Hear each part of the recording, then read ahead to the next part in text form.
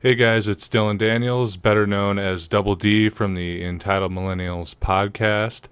And today, actually, I'm here on behalf of the North Iowa Democratic Socialists of America. And I wanted to make a quick video talking about how the schools throughout the country, but particularly in northern Iowa and throughout the state of Iowa, are opening up despite the ongoing COVID-19 pandemic. So like I just said, schools in Iowa are opening up, have been open up now for a couple of weeks, despite the fact that we have already seen schools in other states open up and then immediately within the first week or in the second week have to shut down again because kids already contracted COVID-19 and there was a serious set of them spreading it to other students and staff members. Now we know that Governor Kim Reynolds has really been putting the screws to local governments, to school districts. I believe she's done a mandate saying that schools have to be open 50% of the time. I'm sorry, it's been a little while since I've read the story. But we know that the governor is putting the screws on local governments and school districts, trying to get them to open up, trying to get things back to normal. And there's a lot of reasons for that. You know, we want to get people back to work. She's worried about the economy. You know, if parents don't have daycare, they're not going to be able to go to work. For a lot of people, obviously, public school is a form of daycare. There's more to it than that. There's obviously contractors that are involved with school districts that are large corporations for food distribution, things like that. You know, the governor is hell-bent on trying to get the schools back open so that she can get the economy up and running again. We already saw that she made several foolish mistakes earlier on in the pandemic, opening bars, opening restaurants, all that dumbass shit.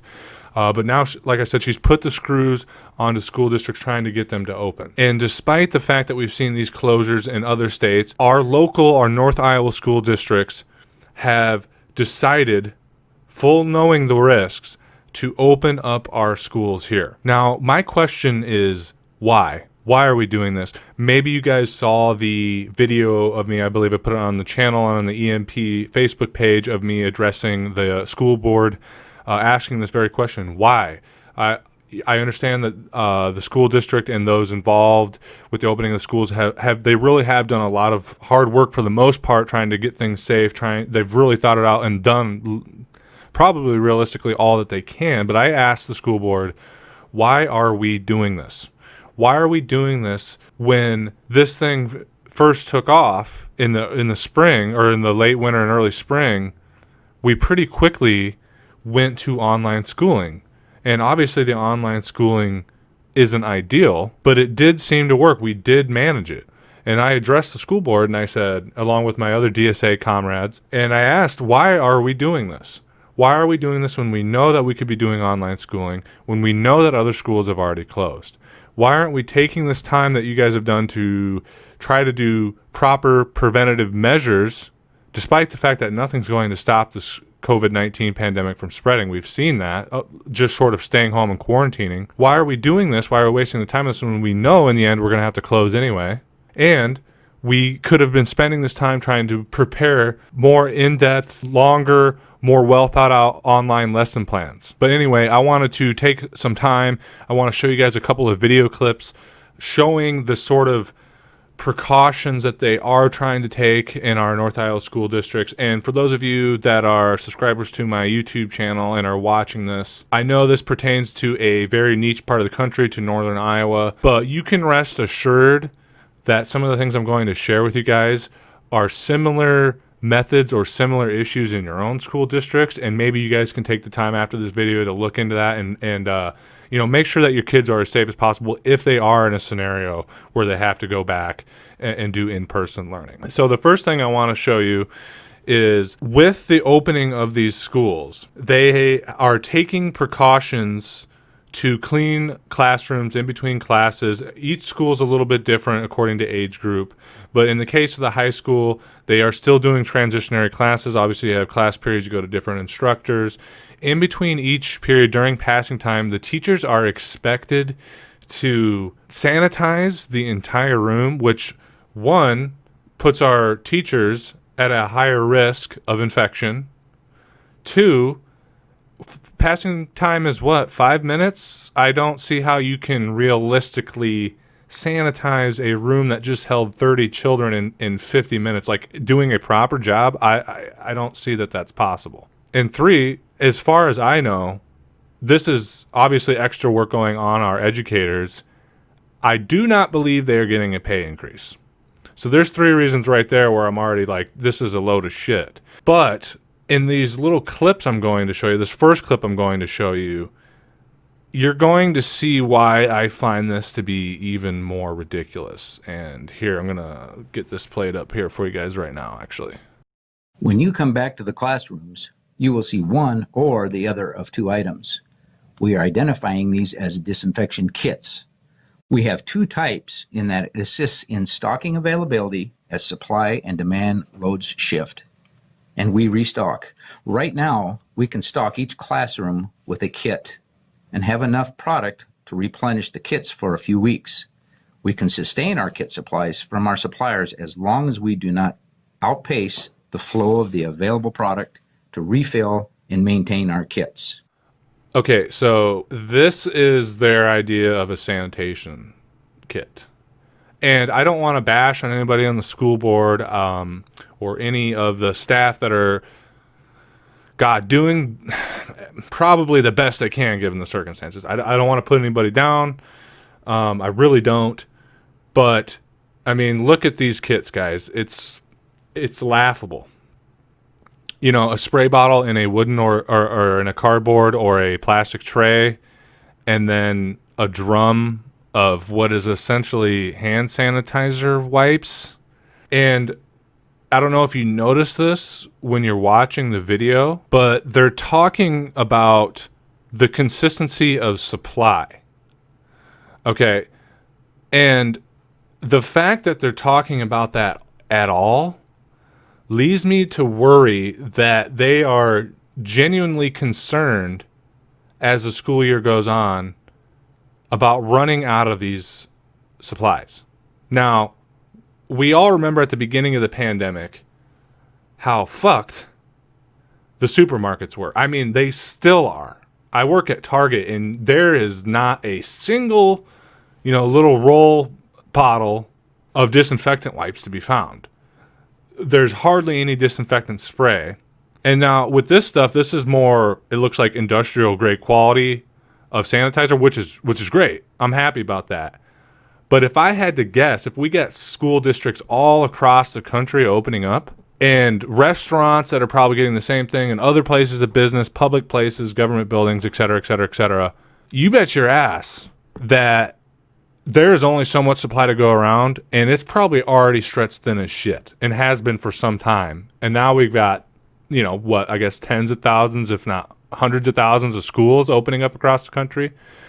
And like I said, the fact that they're mentioning it all, that we have to conserve, that we should be able to have enough with time going on, leads me to worry that they have a very real concern about running out. And what's going to happen when they run out? Are we going to switch to Mr. Myers and straight up bleach and water? I don't know. We haven't made that, that's not very clear in the video. But moving on from that, the next thing I wanted to show you, other than these kits, is the general concept of what they are saying each individual does in order to stop the spread of COVID-19. So just watch this clip real quick, guys. Interestingly enough, what we will cover in this short video isn't a whole lot different than what has been presented for decades. As you can see, the basic science for helping prevent the spread of sicknesses such as TB, polio, hepatitis was promoted through these old posters for the young and old alike. They parallel what we practice today with bloodbornes and, of course, COVID-19. And I remember Welby. All right, so as you can see, and now this was at the beginning of the video, and this is something I have seen with other places of business, not just school districts, but this is their big thing of how do we stop the spread of COVID? Obviously the 6 feet apart, whatever, social distancing. But they're just telling you to wash your hands. They're telling our kids who are in a space of what, say at the high school, hundreds of kids to just wash your hands. You know, the same thing that's in front of every single sink at a restaurant or a store or in a school bathroom. They're just telling you to wash your hands. Now, I mean, that just seems obvious to me.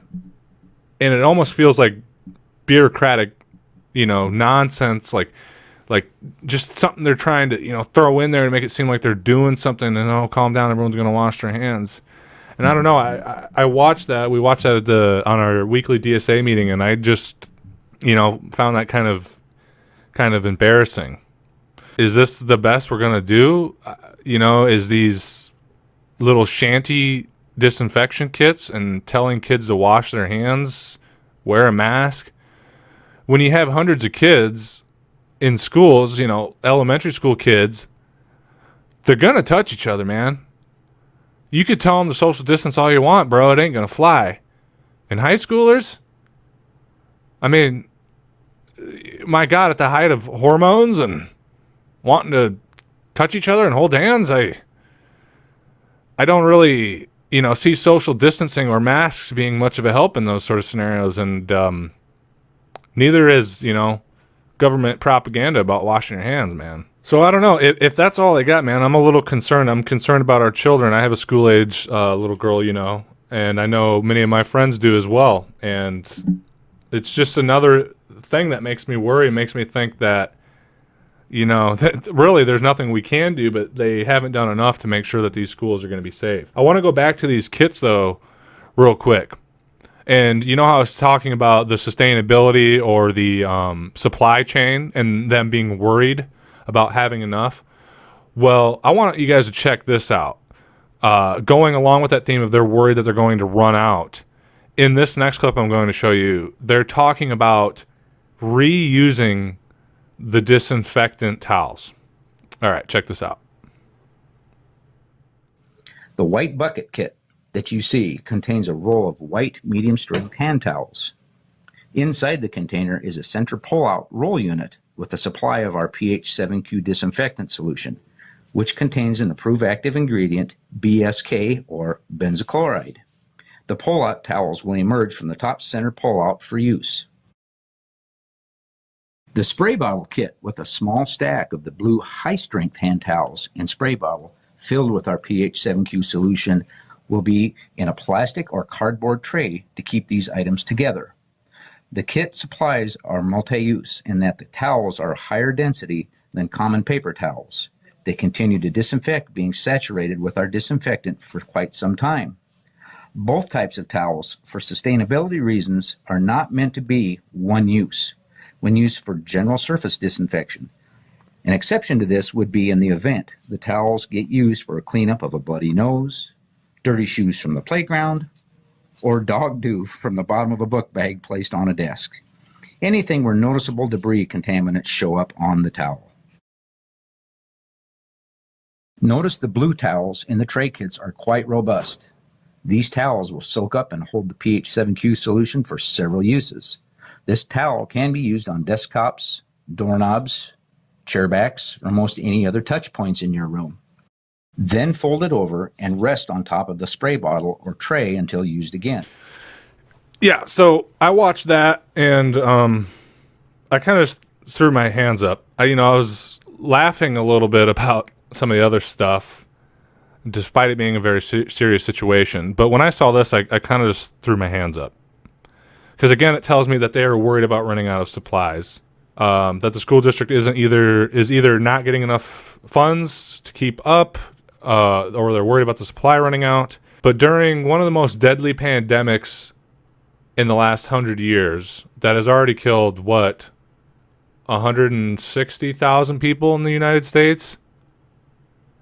They're talking about reusing the towels that they just wiped down entire rooms with. I don't know how that makes you feel, but that freaks me out, man. Like, do you reuse the piece of toilet paper you just wiped your ass with? Do you wipe up a spill on the floor and then rinse it out and hang it on your little towel rack to use on the counter later to wash your kitchen counter? Do you use the same rag that you clean your toilet with and then clean your bathroom sink with it? But they're talking about reusing the hand towels that just were used to disinfect a room of 30 or so kids. Again, use them until they're wore out, until presumably your fingers tear through them and you're touching the COVID-infested surfaces barehanded. So yeah, our schools are open up right now. I've already heard accounts from some educators from the high school. I can't speak 100% to the fact that these educators are out due to COVID or that these students are out due to COVID. But the people I've talked to have told me that they are. Now, that's not an official government report. That's not official from the school district. But this is what I've been told from people that I know and that were my own educators growing up in this community. It's already happening. And going along with that, guys, I'm going to show you a couple things here from an article with the Globe Gazette that Mason City Community School Districts, you can see up here, that are not going to release the number of students and staff that have been infected with COVID-19. That is bullshit. That's bullshit. Okay? Now, I've got the article right here. The Mason City Community School District and Saragordo Public Health are choosing not to disclose the percentages of students and faculty who have called out of school due to COVID-19 to the public. Superintendent Dave Verstig says he is unable to give an official number of COVID-19 cases within the district. How are you unable? I think it's more that you're unwilling. I think it's more that you're... parents have a right to know how many students and faculty are sick, because then they can make a realistic, educated decision on whether or not to take their kids out of school and do online learning, if that is even a realistic option. How are you going to withhold this from parents? Fuck you, man. Now, the article goes on to say, we are not doing that directly. That's up to public health to decide if they're going to release any numbers related to schools or that sort of thing, which in the earlier part of the article, you said that the county public health is not going to be releasing numbers either. So who are we getting the numbers from? Word of mouth, like I did, apparently. Verstig said, we don't have any plans to give out our own numbers. Brian Hamp at Saragordo County Public Health says his office doesn't plan on releasing any area district's COVID-19 numbers, which he says follows state guidelines. Give it to Governor Kim Reynolds. We love her. What we will do is continue to follow guidelines and the direction by the Iowa Department of Public Health and the Governor's Office for disclosing information as it is currently displayed on the et cetera, et cetera. So it's, not to sound like a conspiracy freak, but it's like a goddamn giant cover-up. They know kids are going to get sick. And staff are going to get sick. They don't want everybody to freak out because they want to keep the schools open. Why the hell are you opening them in the first place? Don't do the online learning. You guys should be pissed, especially those of you that are students or educators yourself. They're putting you and your family and your children at risk. You mark my words, by the end of this, kids are going to die. And we're going to see another uptick in the bell curve. And this thing is going to come back twice as hard and get twice as many people sick. And that's because of the failure of the school boards and our city governments and our state governments to have some cojones to do the right thing. And I know as a school board member or a member of the faculty of the school or what have you, it's scary to speak truth to power. I've done it many times. It freaks me the hell out. But because you opted to not pressure your other board members or your other district members to do the right thing, other school districts in Iowa and across the country are doing only online schooling. You could have stood up to the governor, you could have stood up to the state government and done the right thing and ensured that our kids aren't going back to school until this hellscape is done with. So if people get sick, if people die, that's on you. I'm sorry. I'm going to call it how it is. It's on you. Not anybody else. It's not the governor's fault. It's on you. So that's what the Mason City Community School District I'm not 100% sure about some of the surrounding communities, but I do know that at the very least, the Clear Lake School District is going to be releasing numbers and already has. I think they said it's like 1.2% of students have called out due to COVID infection. Now, we shouldn't be in the schools at all right now, but at least the Clear Lake School District is doing the right thing. And so should the Mason City Community School District. But anyway, guys, I think I covered everything I wanted to cover in this video. I know, and I hope it was informative for you guys. I'm sorry I don't have more information. I did the research that I can. I'm a very busy man, as you know. I'm doing my part, and so is the local chapter of the Democratic Socialists of America. We're doing what we can. We try to do a letter to the editor drive, and we did not get a lot of return on that, even from concerned parents. I think they're scared of putting their voices out there.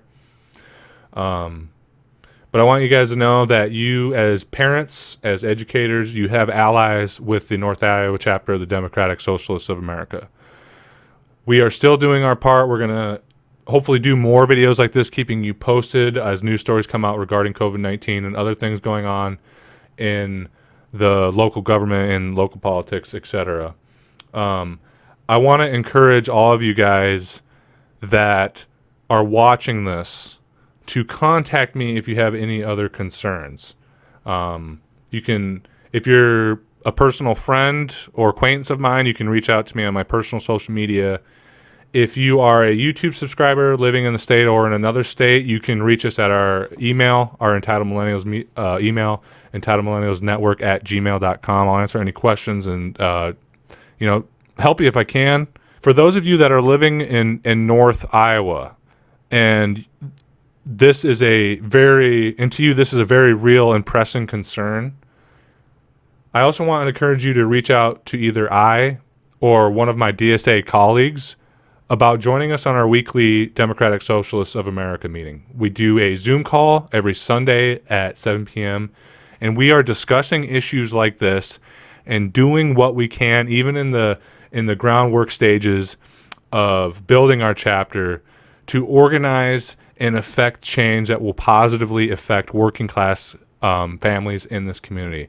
And right now, with the schools opening up and the pandemic going on, this right here, making this video, having discussions, going to school board meetings, reaching out to our local legislators, our local educators, this is what we are doing as members of the DSA to try to protect you and your families. And if you want to be a part of that, I encourage you to join us every week and do what you can, even if it's just to learn more and be present. But anyway, guys, this video probably went a lot longer than I wanted it to, so I'm going to cut you loose. I'll probably be doing another Thinking Out Loud video for the channel, and I hope to continue to do some of these DSA-only videos in the near future for you guys. So with that, solidarity, comrades, and I'll see you next week.